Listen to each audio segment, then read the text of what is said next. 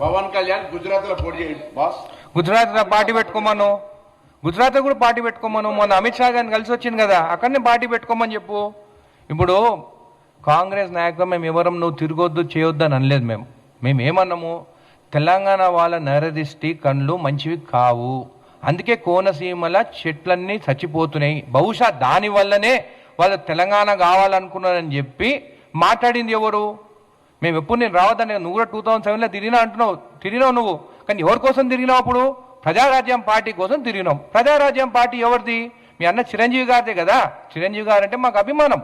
మళ్ళీ ఆ పార్టీ తర్వాత ఏమైంది? కాంగ్రెస్ పార్టీతో విలీనమైంది. చిరంజీవి గారు రాజ్యసభ టికెట్ ఇచ్చింది కాంగ్రెస్ పార్టీ, సెంట్రల్లో కూడా స్టేట్ మినిస్ట్రీ కూడా ఆయనకి ఇచ్చినారు. మళ్ళీ ఆ రోజు నువ్వు ఏ రోజు మాట్లాడిందంతా ఏ కోణంలో మాట్లాడినావు? బీజేపీ వాళ్ళని ప్రొటెక్ట్ చేసుకుంటూ, అటుపక్క బీఆర్ఎస్ వాళ్ళని ప్రొటెక్ట్ చేసుకుంటూ నువ్వు మాట్లాడింది కాంగ్రెస్ పైన. మళ్ళీ ఆ రోజు చిరంజీవి గారిని విలీనం చేయొద్దని, దాంట్లో రాజ్యసభ టికెట్ తీసుకోవద్దని చెప్పి ఎందుకు చెప్పలేదు నువ్వు? అంటే ఆ రోజు అట్లా మాట్లాడతావు, ఈ రోజు సెంట్రల్లో బీజేపీ గవర్నమెంట్ ఉంది కాబట్టి వాళ్ళతో మాట్లాడుతున్నావా? అసలు నా డౌట్ ఏంటంటే, అసలు ఆంధ్రాలో అంటే ఆంధ్ర తమిళనాడు పాలిటిక్స్ ఎట్లుంటాయంటే ఎవ్రీ 5 yearsకి ఎన్ని ప్రభుత్వాలు మారుతుంటాయి. తెలంగాణలో 10 years ఫిక్స్డ్, దాని తర్వాత మాకు జాక్ పాట్ ఉంటుంది ఎట్లయినా కాంగ్రెస్కి. నేను చెప్తాను ఉన్న ముందు నుంచి. అయితే 5 years తర్వాత ఎట్లా నువ్వు పోతావు? నువ్వు ఎట్లా అక్కడ ఉండలేవు. నేను ఈరోజు చూస్తే కూడా చాలా గ్లామర్గా అనిపించావు. అంటే నాకు తెలిసి నువ్వు విజయవాడకు పోతలేవు, ఎందుకంటే ఎండలు ఎక్కువ ఉన్నాయి అక్కడ.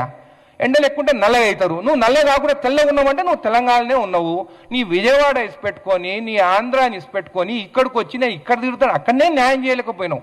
అసలు ఈ 2 సంవత్సరాలు అయింది కదా మీరు వచ్చి, ఈ 2 సంవత్సరాలలో నువ్వు హైదరాబాద్లో ఎన్ని రోజులు ఉన్నావు?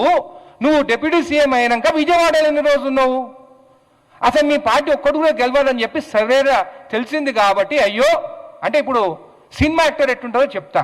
మూవీస్ వస్తాయి, ఒక మంచి ప్రొడ్యూసర్ ఉంటాడు, ఇంకొక పెద్ద ప్రొడ్యూసర్ ఉంటారు. ఇప్పుడు రాజమౌళి సినిమాలు యాక్ట్ చేయాలని అందరికి ఇష్టం ఉంటుంది, అంటే పెద్ద మూవీస్ తీస్తారు. అయితే ఈ ప్రొడ్యూసర్స్ కూడా ఎట్లుంటారంటే ఎవరు ప్యాకేజ్ ఎక్కువిస్తే వాళ్ళ దగ్గరికి పోవాలని ఉంటారు. బహుశా మొన్న అమిత్ షా గారిని కలిసింది దీనికేనేమో, ప్యాకేజ్ మాట్లాడుకొని నేను తెలంగాణకు వస్తానని చిచ్చు పెట్టి కొట్లాటలు పెట్టి కావాలని నరదిష్టి అని కూడా దీనికోసమే మాట్లాడినేమో అని కూడా నాకు డౌట్ వస్తుంది. ఇదే కాకుండా పదే పదే కొండగొట్టుకు పైసలు ఇచ్చినట్టు ఏంది ఇది? మనం తిరుపతికి పోతాం, ఉండిలో పైసలు వేస్తాం, మనం చెప్తాం ఎవరికైనా ఎంత వేస్తాం అనేది చెప్తామా మనము? అంటే నువ్వు ఆఖరికి దేవుణ్ణి కూడా వాడుకుంటున్నావు నువ్వు. ఏంది ఇది? తిరుమల వెంకటేశ్వర స్వామి పైసలు ఒకసారి ఉండిలో వేసిన తర్వాత అవి నీవి కావు, నావు కావు, ఎవరి కావు. అది వెంకటేశ్వర స్వామి. వెంకటేశ్వర స్వామి తన భక్తుడు ఆంజనేయ స్వామి కట్టించుకుంటున్న గుడి కొండగట్టు స్వామి గుడికి. అట్లాంటిది కూడా దేవుణ్ణి అయినా కానీ నాకు ఈరోజు ఒకటి అర్థం కాలే, పదే ఇంగ్లీష్లో మాట్లాడుతాడు. ఎవరి కోసం మాట్లాడుతాడు? అమిత్ షా వినాలనా? అదే దిస్ అని మాట్లాడుతాడు. ఏంది నువ్వు మాట్లాడేది? తెలుగులో మాట్లాడు, తెలంగాణలో మాట్లాడు. కావాలని మధ్యలో ఇంగ్లీష్ తీసుకొచ్చా national media address again later. అంటే నువ్వు ఎవరిని ఇంప్రెస్ చేయాలనుకుంటున్నావు? ఒకటి అమిత్ షాని, ఇక్కడ ఉన్న కేసీఆర్ని. ఏంది నీ మనుషులను కూడా నేను నాలుక చేయడండి నా భూమి. నేను ఒక్కటి చెప్తున్నా, జనవాడ భూమి గురించి నాకంటే ఎక్కువ నీకు తెలియదు. అది మా మక్తా ఊరు. గండిపేట డ్యామ్ కడితే మా భూములే మునిగిపోయినాదంట. నిజాం దానికి మాకు 60,000 రూపాయలు ఇచ్చిండు, బాండ్స్ కూడా ఇచ్చిండు. ఒక చెరువు అనేది ఉంటే నువ్వు చెరువులా నువ్వు ఏమి కట్టొద్దు చేయొద్దు, దాంట్లోకి ఎవరైనా పోవచ్చు. చెరువు ఉంటే పట్టాశిఖం ఉంటే కూడా, పవన్ కళ్యాణ్ నీకు తెలుసో తెలియదో, పట్టాశిఖం ఉంటే కూడా చెరువు అది. ఒక పంట వేసుకోవచ్చు, దాంట్లోకి గ్రామస్తులు పోవచ్చు, ఈత కొట్టుకోవచ్చు, చేపలు పెంచుకోవచ్చు, మా ముదిరాజు బిడ్డ చేపలు కూడా పెంచుకోవచ్చు. నీకు తెలుసో తెలియదో ట్రెస్ పాసింగ్ కేసు పెడతా అంటున్నావా? అంటే ఒక జర్నలిస్టులు పోయినారు, నేను నిన్న టీవీలో చూస్తాను, పోయింది జర్నలిస్టు కూడా నువ్వు స్వేచ్ఛ లేకుండా ఈరోజు మాట్లాడతావా? నువ్వు ఎట్లా వస్తావు ట్రెస్ పాసింగ్ అంటే? మేము జర్నలిస్ట్ మీరు కూడా నన్ను అడుగుతారు, అంటే మీరు పోయి ఏదైనా వీడియో తీయాలంటే మీ పైన కేసులు పెడతారు. మళ్ళీ పాకిస్తాన్ అని మాట్లాడుతున్నావు, అంటే నువ్వు ఏం మాట్లాడాలనుకుంటున్నావు? మళ్ళీ ఎంఐఎం గురించి మాట్లాడినావు. నువ్వు ఏమి రెచ్చగొట్టాలనుకుంటావో నాకు అర్థమైతలేదు. నరదిష్టి అనే తెలంగాణ వారికి క్షమాపణ చెప్తావు అనుకున్నాను నేను ఈరోజు. అసలు నేను ఎవరి ప్రెస్ మీట్ నేను వినను. ఈరోజు నువ్వు మాకు క్షమాపణ చెప్తావని చూస్తే నువ్వు రెచ్చగొట్టి, మీ వాళ్ళకు కూడా రెచ్చగొట్టి కొట్లాటే దారి తీసుకొచ్చేటట్టు నువ్వు మాట్లాడుతున్నావు. అంటే నీ సంస్కారం ఇదేనా అని చెప్పి నేను అడుగుతున్నాను. సరే, మరి 12 ఏళ్ళు ఎక్కడ పోయినావు? ప్రజారాజ్యం పార్టీ పోయినప్పుడు విలీనం కాంగ్రెస్ పార్టీతోనే అయింది. నువ్వు ఎక్కడ పోయినావు? దాని తర్వాత ఎక్కడ పోయినావు? మల్కాజ్గిరి నిలబడదాం అనుకున్నా అన్నావు, మరి ఎందుకు నిలబడలేదు? మొత్తం అన్నీ ఓడిపోయినారు. మీ వాళ్ళు అంటున్నారు అనిరుద్ధ్ రెడ్డికి నీకు అర్హత లేదు పవన్ కళ్యాణ్ మీద మాట్లాడితే ఇంకో అని. నేను ఒకటే అడుగుతున్నాను, నేను ఫస్ట్ టైం నిలబడ్డా, జడ్చల ప్రజలు నన్ను గెలిపించిండు. నువ్వు ఫస్ట్ టైం 2 ప్లేస్లు నిలబడితే నువ్వు ఎందుకు ఓడిపోయినావు? నీకన్నా ఎక్కువ అర్హత నాకున్నట్టే కదా. ఇంకోసారి మాత్రము నువ్వు ఇష్టం వచ్చినట్టు మాట్లాడి తిరుగు, నీ ఇష్టం ఉన్న దగ్గర తిరుక్కో. ఎవరొద్దంటుండ్రు? గుజరాత్ పార్టీ పెట్టుకో, మహారాష్ట్రలో పెట్టుకో. గుజరాత్ అంటే నీకు అమిత్ షాని మోడీని చూస్తే భయమేమో నీకు, లేకుంటే ఏం ప్యాకేజ్ మాట్లాడుకున్నావు? ఇంతకుముందు చెప్పినట్టు ప్రొడ్యూసర్లు ఎవరు పెద్ద ప్యాకేజ్ ఇస్తే వాళ్ళ దగ్గర పోతాం. నా దగ్గర అయితే అంత ప్యాకేజ్ లేదు, నేను తీసుకొని నా కోసం తిప్పించుకునేదానికి జడ్చలలా. నాకు బహుశా తెలిసి జగన్ గారు ఏమైనా ఎక్కువ ప్యాకేజ్ ఇస్తే కూడా అటు కూడా పోవచ్చు. కాబట్టి ఇంకోసారి తెలంగాణ మీద మాట్లాడేటప్పుడు, పిచ్చి పిచ్చి మాట్లాడేటప్పుడు జాగ్రత్త, నోరు జాగ్రత్త అని చెప్తాను. 2 సినిమాలు ఎత్తిపోయినాయి. నువ్వు డిప్రెషన్లో ఉన్నావని నాకు తెలుసు. ఆ ఓజీ మూవీ ఎత్తిపోయే, ఉస్తాద్ భగత్ సింగ్ ఎత్తిపోయే. ఇంకో మూవీ వస్తే కూడా ఎత్తిపోతుందో మంచిగా ఉంటుంది. మేమందరం నీకు మూవీ హిట్ కావాలని అనుకుంటున్నాము. కానీ 2 మూవీలు ఫ్లాప్ అయిన దాని వల్ల డిప్రెషన్లా, అంటే ఎవరు డిప్రెషన్ ఉన్నా కానీ ఆ తెలంగాణ వాళ్ళు మేము సెంటిమెంట్ పీపుల్, ప్రేమతో చూస్తాం.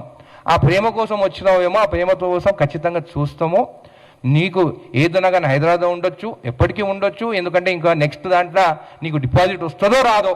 అసలు ఆంధ్రప్రదేశ్ మీ సీట్లు మొత్తం గెలిపిస్తే ఈరోజు వాళ్ళని వదిలేసి నువ్వు ఇక్కడికి వచ్చి హైదరాబాద్లోనే ఉంటున్నావు. దాని గురించి మనం ఆలోచించు. మొన్న మోడీ గారు వస్తే ఎక్కడ కలిసిండా? నేను అమరావతిలో కలిసిండా, హైదరాబాద్లో కలిసిండా?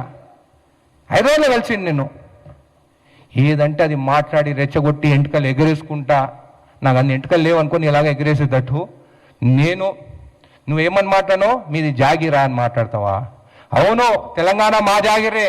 ఇక్కడ జాగిరాలు కానీ దొరల భూమి, ఇందిరాగాంధీ గారు భూములు సీలింగ్ యాక్ట్ తీసుకొని పేదవాళ్ళకి ఇచ్చిండ్రు. మీరు ఏం చేస్తారా? మీరు ఎవరికైనా భూములను ఇచ్చినారా? ఇప్పుడు ఆంధ్రప్రదేశ్ ఉన్నారు కదా, పేదవాళ్ళకి ఏం చేస్తున్నారు? పేదవాళ్ళకి నిన్న ఒక ఫ్యాక్టరీకి ఎక్కడ పోతే ఒక అధికారి నిలబడితే కాళ్ళ మీద కాలు వేసుకుని ఆ అధికారితో will go to Singapore. Modi గారేమో బయట దేశాలకు పోవద్దంటావు, నువ్వేమో విల్ గో టు సింగపూర్. అంటే గవర్నమెంట్ పైసలతోని నీ కొడుకుని చూసుకునేదానికి ఇది ఒక ప్లానా? ఇంత చీప్ రాజకీయాలు మేము ఎక్కడ చూడలేదు. మా బ్రతుకు మేమేమో తెలంగాణలో మేము బ్రతుకుతున్నాం. ఏదో ప్యాకేజ్ల కోసమో ఏదో ఎంత మాట్లాడుకున్నావు రేటు నువ్వు తీసుకో. ఎందుకంటే నువ్వు రాజకీయాలకు వచ్చిన తర్వాతనే బాగుపడ్డావు. రాజకీయాలు రాకముందు నీ మూవీలన్నీ ఫ్లాప్ అయితే రోడ్డు మీదకి వచ్చినాయని ప్రతి ఒక్కరు మాట్లాడుతున్నారు. నెలకి 50 కోట్ల ప్యాకేజ్ తీసుకుంటున్నాయని కూడా బయట ప్రజలు మాట్లాడుతున్నారు. అది ఎంతవరకు నిజమో లేదు, రూమర్ ఉట్టిగానే రాదు.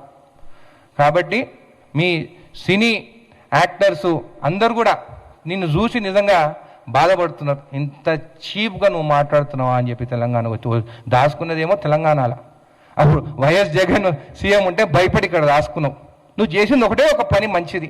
చంద్రబాబు నాయుడు గారు జైల్లో ఉంటే పోయి కలిసి వచ్చి అదే నీ టర్నింగ్ పాయింట్. లేకుంటే ఈసారి కూడా అన్నీ ఓడిపోతుండే నువ్వు. కాబట్టి మళ్ళీ నోరు జాగ్రత్తగా ఉండని జనసేన వాళ్ళకు కూడా చెప్తున్నాను. మీరు ఇష్టం వచ్చినట్టు బట్టలు ఊరబిక్కి తంతం ఇంతమంది మాత్రం ఊరుకునే పరిస్థితి లేదు. మేము మంచిగా మాట్లాడుతున్నాము. తిరుక్కోండి, చేసుకోండి, అన్నీ నిలబడతారా నిలబడండి. బీఆర్ఎస్ బీజేపీతో ఎట్లా పొత్తు ఖాయమైపోయింది. ఆ ప్లాన్తోనే నువ్వు వచ్చినావు ఇక్కడికని ప్రతి ఒక్కరికి తెలుసు. వాళ్ళకేమో జనాలు వస్తలేవు వాళ్ళిద్దరికి. సో ఏం చేసిన ఒక సినిమా యాక్టర్గా నువ్వు వస్తే నేను చూసేదానికి జనాలు వస్తానని నేను పక్కకు పెట్టుకున్నారు. కాబట్టి ఆల్ ది బెస్ట్. కానీ నరదిష్టి అని నువ్వు తెలంగాణ ప్రజలను అన్నావు, మేము వదిలిపెట్టే ప్రసక్తినే లేదు. మా సెంటిమెంట్తో ఆడుకున్నాను. మా సెంటిమెంట్తో ఖచ్చితంగా నీకు బుద్ధి చెప్తాం.